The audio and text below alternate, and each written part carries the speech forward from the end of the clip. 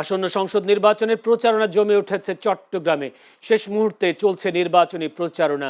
প্রার্থীরা দিন থেকে রাত পর্যন্ত নিজ নিজ আসনের ভোটারদের কাছে ছুটে চলছেন, দিচ্ছেন নানা প্রতিশ্রুতিও। রোববার চট্টগ্রাম ৯ আসনের প্রার্থী ডাক্তার ফজলুল হক ভোটারদের দ্বারে দ্বারে ঘুরে দাঁড়িপাল্লার ভোট চান। তিনি বলেন, নির্বাচিত হলে এলাকায় স্বাস্থ্য কমপ্লেক্সের নির্মাণ করা সহ নানান উন্নয়নের প্রতিশ্রুতি দেন।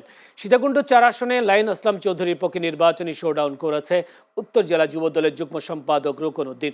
চট্টগ্রাম ১০ আসনের ধানেশ্বরের প্রার্থী সাইদ আল নোমান খুলশি এলাকায় নারী পুরুষদের সাথে মতবিনিময় সভা ও গণসংযোগ করেন। তিনি বলেন, জনগণের ঐক্যের সামনে সকল ষড়যন্ত্র নষ্ট হয়ে যাবে।